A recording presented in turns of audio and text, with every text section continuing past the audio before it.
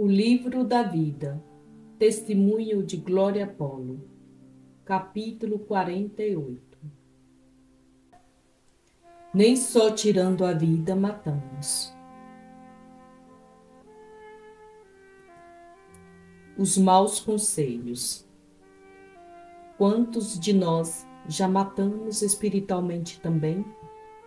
Quantos de nós se preocupa para que os filhos tenham vestuário, comam adequadamente, tenham estudos, se estão doentes? Se assim é, corremos para o médico preocupadíssimos. Mas quanto de nós, muitas vezes, matamos os nossos filhos? Os nossos filhos estão tristes ou cheios de raiva ou amargurados porque não tem o pai ou a mãe a seu lado? Não, é quando não tem o amor dos pais. Imaginem uma mulher que se apresenta na igreja, por exemplo, e diz: "Obrigada, meu Deus, por esses filhos tão bons que me deste. São tão bons, tão bons, tão bons que, desde que o pai me deixou, odeiam seu pai e só me querem." Sabem o que ela fez?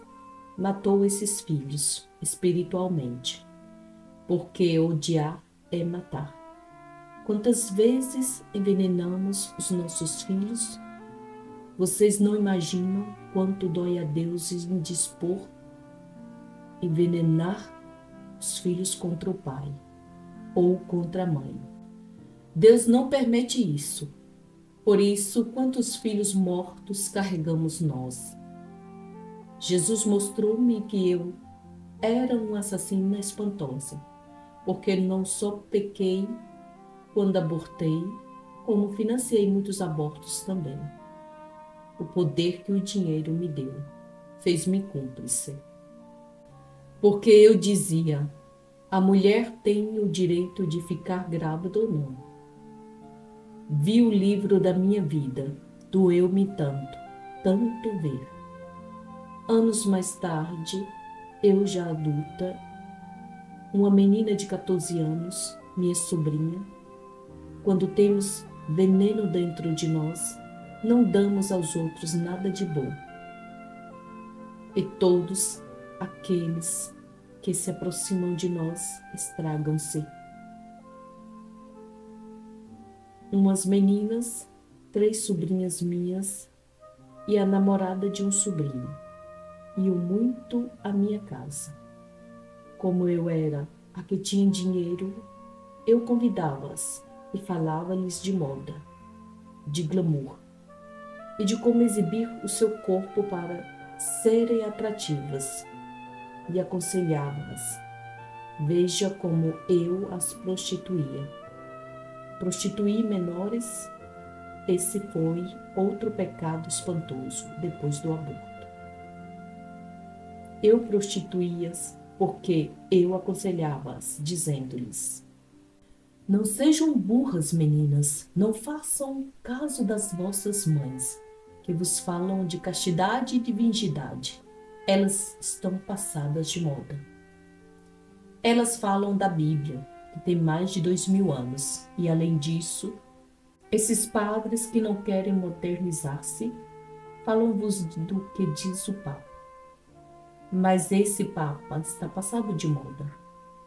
Imaginem o veneno que eu ensinei a essas meninas. Ensinei-lhes que elas podiam desfrutar do seu corpo, só tinham de ter cuidado para não engravidar. E eu lhe ensinei-lhes com que método? Essa menina de 14 anos era namorada do meu sobrinho. Jesus mostrou-me. Chegou um dia ao meu consultório a chorar muito e a dizer: Glória, sou um bebê e estou grávida. Eu quase lhe grito: bruta, não te ensinei como fazer? Mas ela diz: sim, mas não resultou. Sabem, naquele momento, o que Deus queria de mim?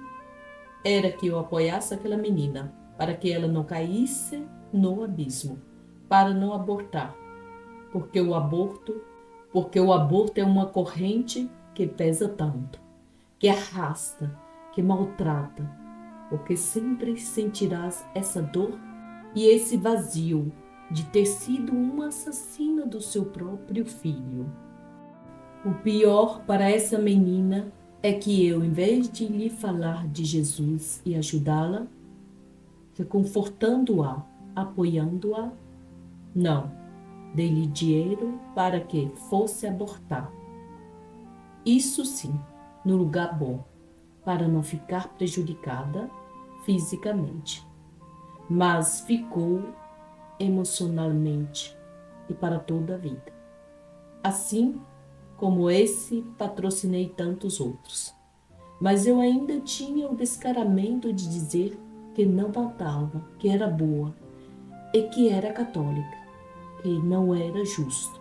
Não podia estar naquele lugar horrível.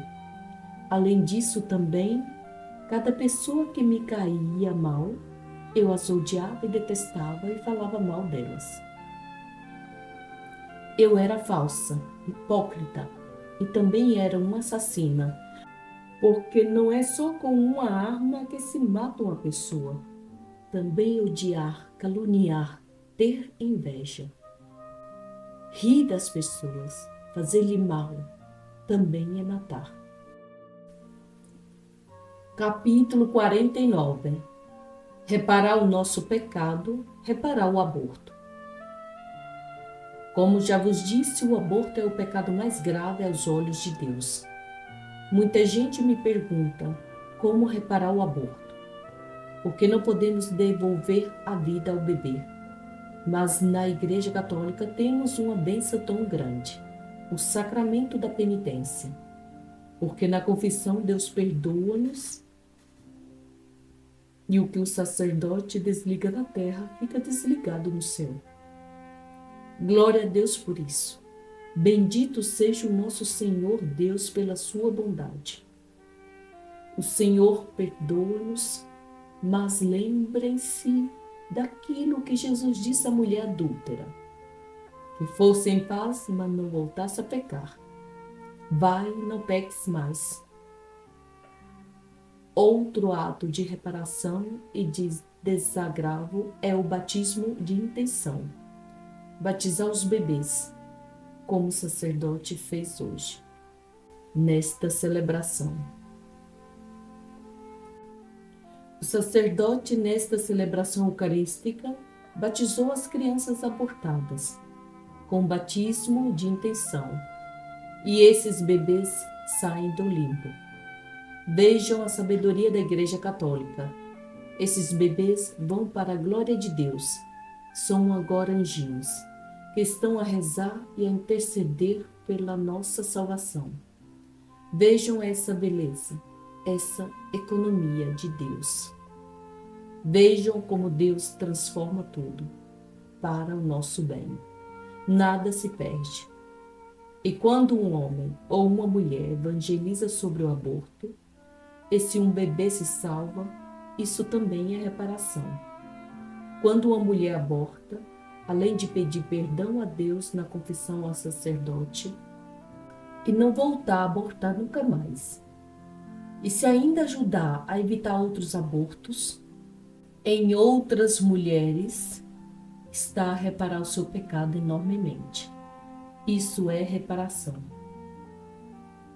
Capítulo 50.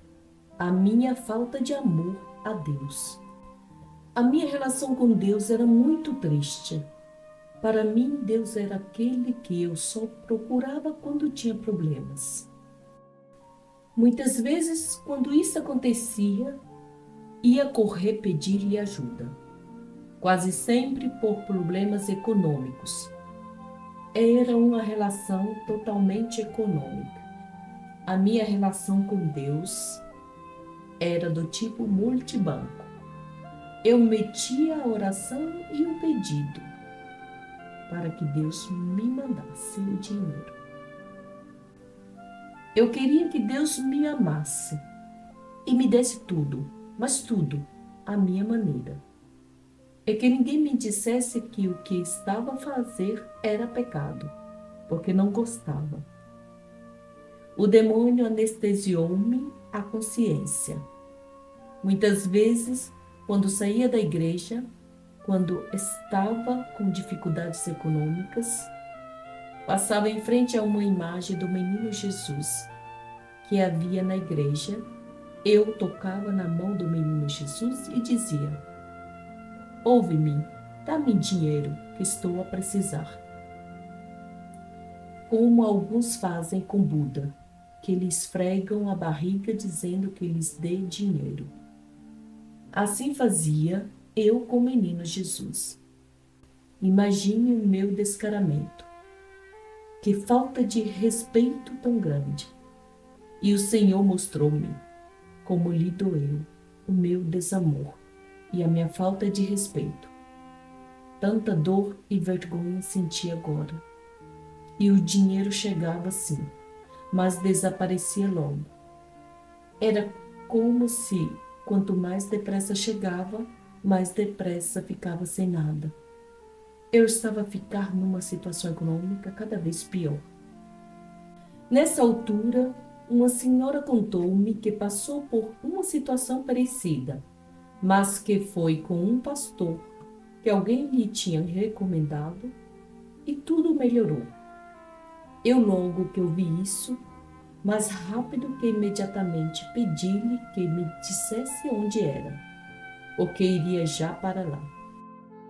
Imagine a minha infidelidade. E lá vou eu com esse pastor, que me fez uma oração com imposição de mãos e fez-me comungar à maneira deles. Imaginem, eu recebi o corpo e sangue do Senhor na minha religião católica. Vou para lá e fazem-me comungar, como se fosse a primeira vez. Lá aquelas celebrações eram muito animadas. Saltavam, aplaudiam. Eu dizia: aqueles padres católicos tão parados, aborrecidos, aquelas missas tão cansativas que até dão sono, não tem comparação com estas, que nos fazem sentir tão bem, tão alegres. Eles lá não acreditam em imagens e dizem que isso de imagens é idolatria. Por isso, eu já não me ajoelhava diante de um crucifixo, porque era idolatria. Quando eu comecei a frequentar essas igrejas evangélicas, eu tinha uma vizinha, uma velhinha muito pobre. Ela vivia frente à casa minha e eu ajudava dando-lhe dinheiro para pagar a eletricidade, a água e uma vez ou outra fazia-lhe umas comprinhas para que ela pudesse comer. Como poderão imaginar, a velhinha gostava muito de mim. Mas quando não temos Deus dentro de nós, até as boas obras ficam sujas com os nossos pecados. Quando comecei a frequentar as igrejas evangélicas, eu gostava disso, porque além das celebrações deles serem alegres, eles diziam que amarravam os espíritos de ruína e coisas assim. O fato é que aquela velhinha era católica, mas eu usei a amizade que ela tinha por mim e consegui convencê-la e comecei a destruir a fé dela.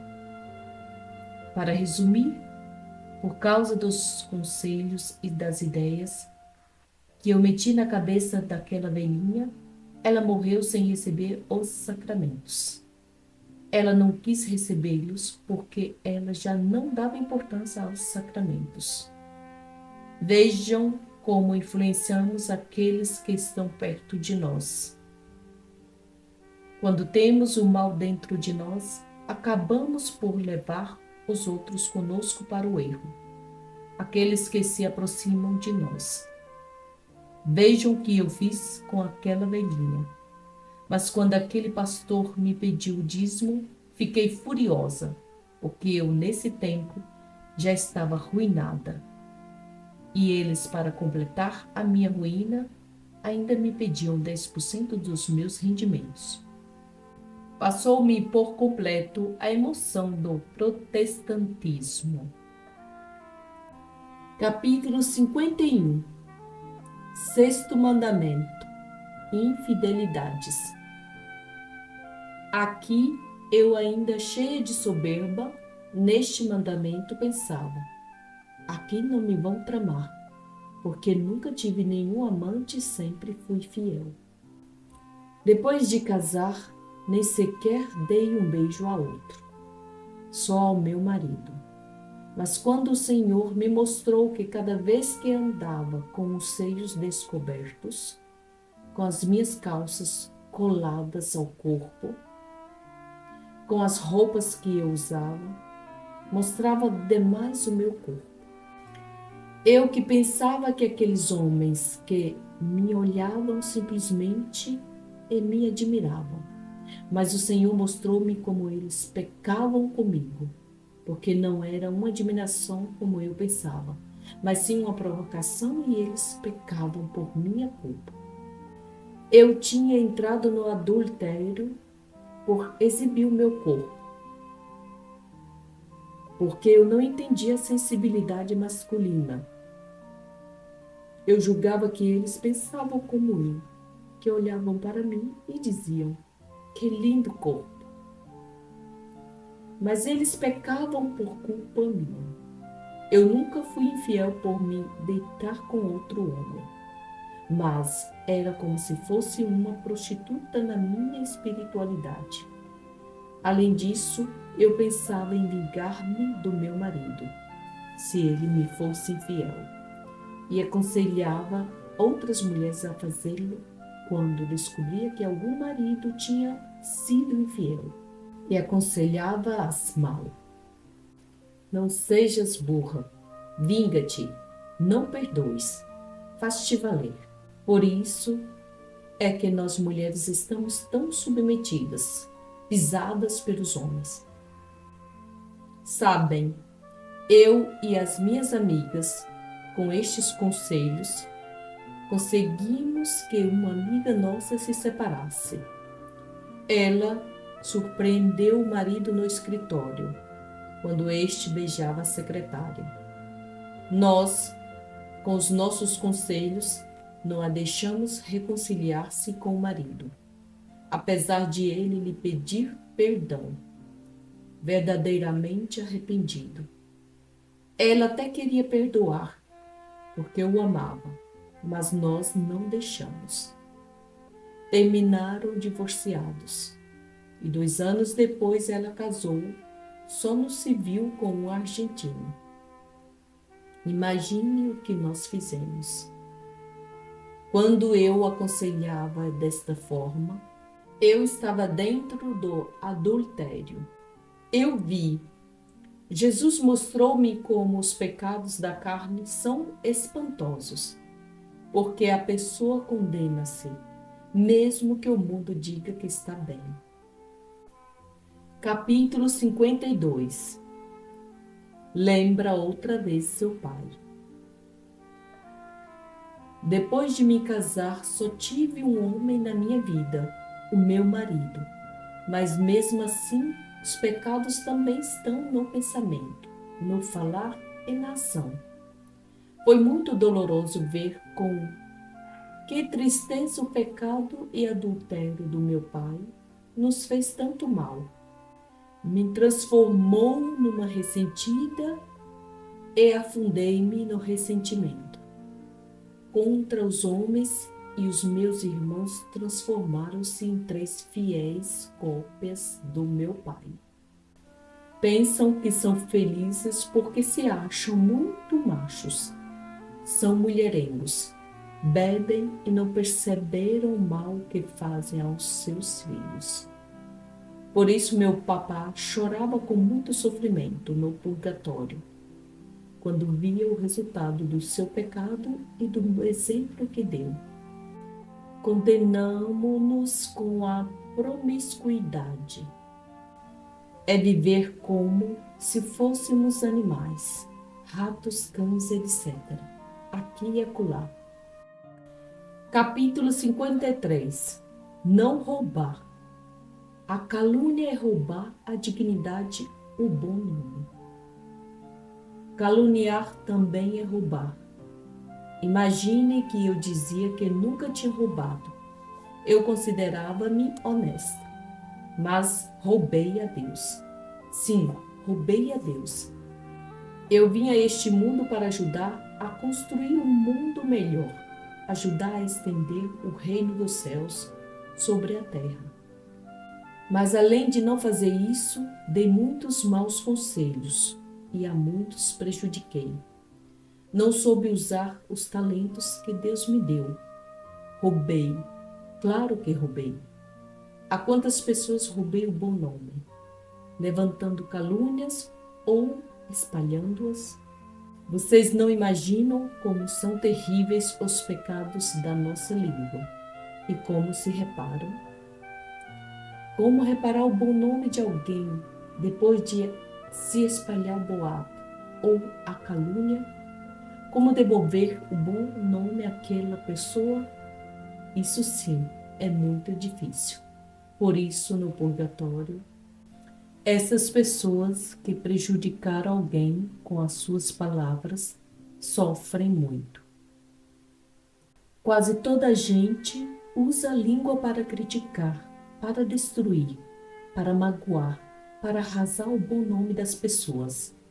Essas línguas lá são causa de grande sofrimento. Essas línguas queimam.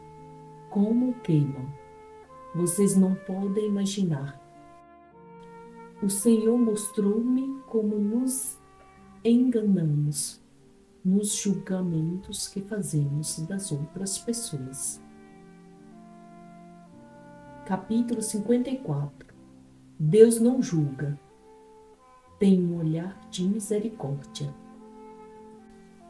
Sabem que, por exemplo, enquanto nós olhamos com desprezo para uma prostituta, o Senhor olha para ela com infinito amor, com infinita misericórdia. Ele vê dentro dela, vê toda a vida dela e vê o que a levou a essa vida. Sabem que muitas delas são consequências dos nossos pecados, até pelo nosso desprezo e falta de amor ao próximo. Alguém estendeu a mão e a sua ajuda a uma prostituta? Ou a alguém que apanharam a roubar? Passamos a vida a julgar e a ver os defeitos dos outros, os seus erros e a condenar.